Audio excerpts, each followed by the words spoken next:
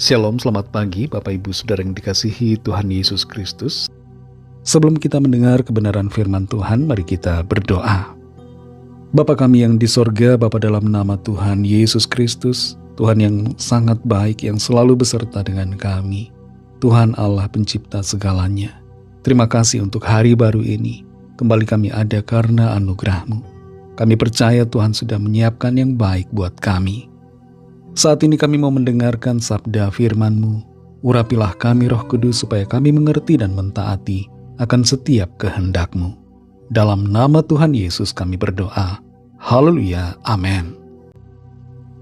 Dalam Injil Matius 12 ayat 25, di situ tertulis, tetapi Yesus mengetahui pikiran mereka, lalu berkata kepada mereka, setiap kerajaan yang terpecah-pecah pasti binasa, dan setiap kota atau rumah tangga yang terpecah-pecah tidak dapat bertahan.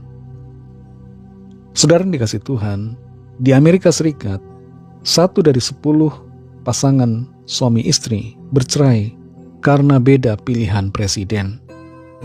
Fenomena semacam ini bukan terjadi hanya di Amerika, tapi di Indonesia juga demikian. Ada suami istri bercerai karena beda pilihan partai, beda pilihan presiden, dan perbedaan-perbedaan lainnya. Kalau zaman dulu, suami istri bercerai karena ada yang berselingkuh, sekarang ini bisa bercerai karena perbedaan pilihan politik. Seharusnya hal semacam ini tidak terjadi. Walaupun ada perbedaan pilihan, suami dan istri bisa tetap bersatu di dalam kasih Tuhan. Dalam Injil Matius 12 ayat 25 ini dikatakan, rumah tangga yang terpecah-pecah tidak dapat bertahan. Berbeda pilihan seharusnya tidak serta-merta membuat keluarga terpecah. Kalau suami senang kepada satu presiden, istri senang kepada calon presiden lain, seharusnya itu tidak membuat kasih dan suami istri menjadi dingin. Ada satu kekurangan sikap kita dalam menghadapi perbedaan, yaitu kurang bisa menerima perbedaan pendapat, perbedaan pandangan, dan perbedaan pilihan. Ironisnya, suami dan istri yang sudah bercerai karena perbedaan pilihan politik atau presiden, di kemudian hari justru melihat partai-partai yang kelihatannya bermusuhan satu sama lain dalam pemilu, justru menjadi bersahabat.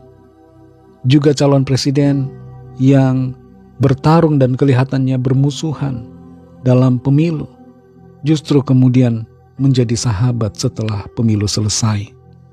Tapi suami dan istri yang sudah bercerai itu malah tetap bermusuhan, tetap benci satu sama lain. Sementara yang membuat mereka jadi saling benci dan saling terpisah, malah sudah damai-damai saja.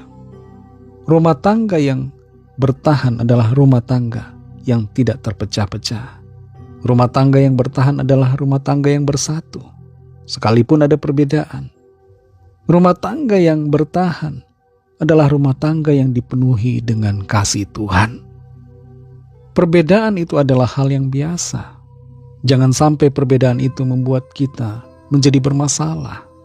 Suami mungkin senang makanan yang pedas, sementara istri tidak suka makanan pedas. Atau sebaliknya, istri suka makanan pedas, ratu sambal, dan suami tidak suka makanan pedas. Jangan jadikan hal itu sebagai konflik dan masalah. Terima perbedaan dan tetap bersatu di dalam kasih. Sedangkan musuh saja harus kita kasihi. Masakan suami atau istri yang berbeda pendapat tidak kita kasihi? Masakan gara-gara perbedaan pilihan kita menjadi berantem satu sama lain? Saudara yang dikasihi Tuhan, jangan biarkan perbedaan menghalangi suami dan istri untuk tetap bersatu dalam kasih, tetap bersatu dalam pernikahan, tetap damai dalam rumah tangga. Biarlah kasih Kristus selalu mewarnai kehidupan suami dan istri, selalu memenuhi kehidupan rumah tangga, sehingga setiap rumah tangga anak-anak Tuhan membawa hormat kemuliaan bagi nama Tuhan. Mari kita berdoa. Terima kasih Tuhan Yesus, kami bersyukur untuk firman-Mu yang sudah kami dengar. mengajarkan kepada setiap kami, khususnya para suami istri, dan juga seluruh keluarga untuk saling bersatu dalam kasih.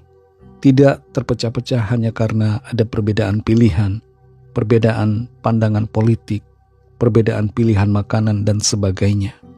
Tapi selalu bersatu dalam kasih Tuhan. Kasih-Mu yang mempersatukan kami. Penuhi setiap hati kami, Tuhan, dengan kasih-Mu yang tidak berkesudahan. Terima kasih untuk firman-Mu.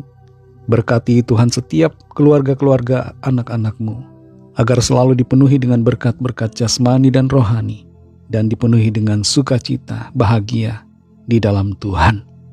Dalam nama Tuhan Yesus Kristus kami sudah berdoa dan mengucap syukur. Haleluya. Amin. Amin.